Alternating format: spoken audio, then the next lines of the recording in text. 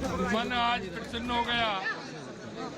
इस अयोध्या नगरी में आकर के मन प्रसन्न हुआ है कि इससे पहले जब कभी भी दर्शन किए थे रामलला के तो टेंट में किए थे, अब दिव्य और भव्य मंदिर में दर्शन करने वाले हैं। निश्चित रूप से अपने आप को अभिभूत मान रहे हैं कि इतना बड़ा काम हुआ है और हम रामलला के दर्शन एक बहुत दिव्य और भव्य मंदिर में कर पाएंगे। मैं देश के यशस्वी प्रधानमंत्री नरेंद्र मोदी जी को बहुत बहुत धन्यवाद और साधुवाद देना चाहता हूं।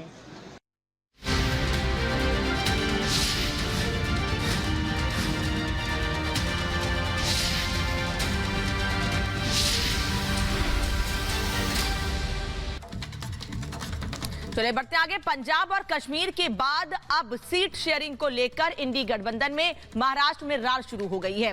महाराष्ट्र में अभी तक विपक्षी गठबंधन के बीच सीट शेयरिंग को लेकर कोई भी बातचीत फाइनल नहीं हुई है। इस बीच उद्धव ठाकरे ने नॉर्थ वेस्ट मुंबई से अपने उम्मीदवार उतार दिए हैं, जिससे चिढ़ी कांग्रेस उद्धव ठाकरे को बची कुची शिवसेना बता रही है।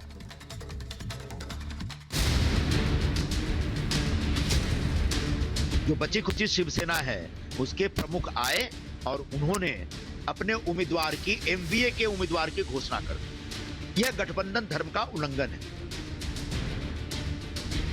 ये इंडी महागठबंधन ऊपर से फीट फाट भीतर से मोकामा घाट। जब उत्तर पश्चिम लोकसभा की सीट 2019 में हमने जीती है तो हमारा अधिकार है, हम चाहे आज कैंडिडेट उतार दें चाहे कल उतार दें। इंडी गठबंधन सीट शेयरिंग और दरार से शुरू कहानी अब खाई में इस कदर तब्दील हो चुकी है कि कई दलों ने खुद को गठबंधन से अलग कर लिया। जो बचे हैं उनके बीच लड़ाई सीट शेयरिंग को लेकर है। इस लड़ाई में फिलहाल बात महाविकास अघाड़ी की, जिसमें गठबंधन के नेता ही तंज कस रहे हैं। अंधेरी के नागरदास रोड के नाके पे जो बची खुची शिवसेना है उसके प्रमुख आए और उन्होंने अपने उम्मीदवार की एमवीए के उम्मीदवार की घोषणा कर दी। यह गठबंधन धर्म का उल्लंघन है और इसलिए मैंने इस पर ऐतराज प्रकट किया है और मैंने कहा है कि जब तक बाकी 8-9 सीटों के बारे में फैसला नहीं हो जाता तब तक इस प्रकार का निर्णय लेना, इस प्रकार की घोषणा करना सरासर गलत है। दरअसल कांग्रेस और विपक्षी गठबंधन सीट शेयरिंग को ही फाइनल टच नहीं दे पा रहे। इस बीच उद्धव ठाकरे ने उत्तर पश्चिम मुंबई से अपने उम्मीदवार घोषित कर दिए। उद्धव ठाकरे ने नॉर्थ वेस्ट मुंबई से अमोल कीर्तिकर को अपना उम्मीदवार घोषित किया है। उद्धव के इस फैसले पर कांग्रेस चिढ़ी हुई है और संजय निरुपम उद्धव गुट को बची खुची शिवसेना बता रहे हैं। वहीं आनंद दुबे इसे अपनी पार्टी का अधिकार बताते नजर आए। जब उत्तर पश्चिम लोकसभा की सीट 2019 में हमने जीती है तो हमारा अधिकार है, हम चाहे आज कैंडिडेट उतार दें चाहे कल उतार दें। जब वो सीट हमारी है, हाँ आपकी सीट होती और हम उतार देते तो यह गलत बात होती, यह मित्रता का जो हमारा पक्ष है उसके खिलाफ जाता। विपक्ष में दिखती दरार से बीजेपी को हर दिन विपक्ष पर तंज कसने का बैठे बिठाए मौका मिलता है।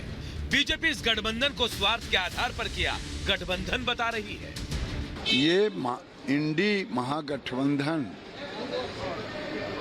ऊपर से फीट फाट भीतर से मोकामा घाट। एक तरफ पीएम मोदी अपने कर्तव्य पथ पर आगे बढ़ रहे हैं तो वहीं इंडी गठबंधन का कुनबा हर दिन तिनके की तरह बिखर रहा है। इंडी गठबंधन में सीट शेयरिंग फॉर्मूले को लेकर अब तक कोई समाधान नहीं निकल पाया और जो मोदी को मात देने के लिए मैदान में उतरे थे वो या तो साथ छोड़ रहे हैं या फिर आपस में ही दो हाथ कर रहे हैं। Bureau report, Republic Bharat. इधर देश के अलग अलग शहरों में हुए 3 मर्डर्स ने पूरे देश में सनसनी फैला दी है। उत्तर प्रदेश, हरियाणा और राजधानी दिल्ली में हुए मर्डर्स ने लोगों में खौफ भर दिया है।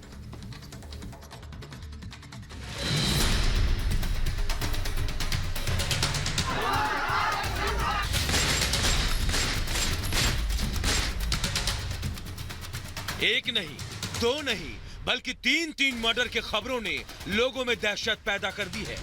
हालात ऐसे हो गए हैं कि लोग अपने घरों से बाहर निकलने से भी घबरा रहे हैं, क्योंकि देश में बदमाशों ने खौफ पैदा कर रखा है। कहीं कारोबारी की दिन दहाड़े हत्या कर दी जाती है तो कहीं किसी नेता के घर में घुसकर उसे मौत के घाट उतार दिया जाता है। बदमाशों और अपराधियों के अंदर पुलिस का डर बचा ही नहीं है।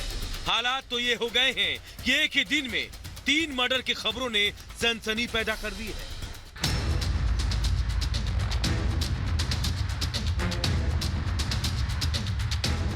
हरियाणा के सोनीपत में शराब कारोबारी की गोली मारकर हत्या कर दी गई। मुरथल के ढाबे पर बदमाशों ने करीब 35 राउंड फायरिंग की। इस खौफनाक वारदात का सीसीटीवी फुटेज भी सामने आया है, जिसमें 2 लोग उस शराब कारोबारी पर ताबड़तोड़ फायरिंग करते दिखाई दिए। हालांकि इस दौरान शराब कारोबारी अपनी जान बचाने के लिए बदमाश को पकड़ने की कोशिश करता नजर आया, लेकिन बदमाशों ने उस पर गोलीबारी कर उसकी हत्या कर दी। घटना को अंजाम देकर आरोपी वहां से फरार हो गए। यहाँ पर काफ़ी ज़्यादा गोलियाँ चलने की और एक व्यक्ति के हत्या होने की सूचना आई थी, जिस पर जब हम पुलिस आई तो कुछ तहकीकात की, उसमें पता चला कि सुंदरा नाम का व्यक्ति है, सरकथल गाँव के रहने वाले थे। तो उनको कुछ लोग जो हैं, जो अभी तक उनकी पहचान नहीं हुई है, वो लोग काफ़ी ज़्यादा गोलियाँ मार करके और फिर यहाँ से चले गए। वहीं इस तरह का मामला यूपी के संत कबीर नगर से भी सामने आया, जहां सुभाषपा नेता नंदिनी राजभर को कुछ लोगों ने घर में घुसकर मौत के घाट उतार दिया।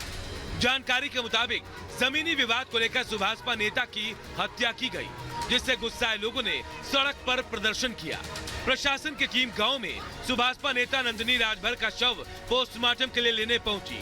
इसी बीच वहां मौजूद लोगों ने नारेबाजी शुरू कर दी। इसी दौरान प्रशासन की लोगों से कहा सुनी भी हुई। घटना की जानकारी मिलने के बाद पुलिस के साथ साथ कई आला अधिकारी भी मौके पर पहुंचे, जिसके बाद मामले को शांत कराया गया और मृतका का शव पोस्टमार्टम के लिए भेजा गया। पुलिस को सूचना मिली, पुलिस को सूचना मिलने के उपरांत यहाँ पर इमीडिएटली पहुँचने के उपरांत यहाँ पर फील्ड यूनिट सीनियर ऑफिसर्स आए हैं। मामला अभी इन्होंने करीब 10 दिन पहले एक भूमि के संबंध में विवाद हुआ था, जिस विवाद को लेकर 3-4 लोगों के नाम इन्होंने दिए हैं, तहरीर में नाम दिए हैं। हम लोग उसकी जांच कर रहे हैं और जैसे भी जांच के अनुसार चीजें आगे बढ़ेंगी वहीं राजधानी दिल्ली भी डबल मर्डर से दहल उठी। पुलिस के मुताबिक कुछ लोगों ने एक आदमी और उसके बेटे की चाकुओं से गोदकर हत्या कर दी। पुलिस के मुताबिक दोनों का पड़ोसियों से झगड़ा हुआ था। इस बीच पिता और बेटे पर उन बदमाशों ने हमला बोल दिया, जिससे दोनों बुरी तरह घायल हो गए। उन्हें अस्पताल में भर्ती कराया गया, जहां इलाज के दौरान उनकी मौत हो गई। पुलिस के मुताबिक मृतक पिता खुद ही अपराधी है और उसके खिलाफ हत्या का प्रयास, स्नैचिंग, आर्म्स एक्ट समेत कई मामले दर्ज है। वही बेटा सौरभ केबल का काम करता है। फिलहाल पुलिस ने इस मामले में केस दर्ज कर छानबीन शुरू कर दी है। 8 बजे कॉल रिसीव होती है कि मेरे पापा के पेट में चाकू मार दिया है।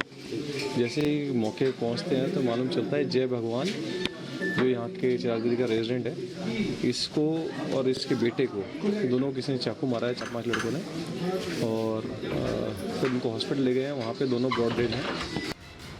मर्डर की खबरें सामने आने के बाद लोगों में डर का माहौल बन गया है। राज्यों में कड़ी सख्ती के बावजूद बदमाशों में कानून का खौफ नजर नहीं आ रहा। हालात तो ये हो गए हैं कि दिन दहाड़े वारदातों को अंजाम दिया जा रहा है। Bureau report, Republic Bharat. और एक और बड़ी खबर इस बीच आपको बता दें, हरियाणा के रेवाड़ी से बड़ी खबर है, जहां भीषण सड़क हादसा हुआ है। कई लोगों को घायल होने की खबर मिल रही है। हरियाणा के रेवाड़ी में भीषण सड़क हादसा हुआ है। 6 लोगों की मौत हुई है। जानकारी मिल रही है कि 6 लोगों की मौत हुई है। खड़ी कार को दूसरी कार ने टक्कर मारी है। हादसे में 6 लोग घायल भी बताए जा रहे हैं। हरियाणा के रेवाड़ी में हादसे की तस्वीर आपको दिखा रहे हैं। 6 लोगों की मौत हुई है और 6 लोग गंभीर रूप से घायल हुए हैं। हरियाणा के रेवाड़ी में भीषण हादसा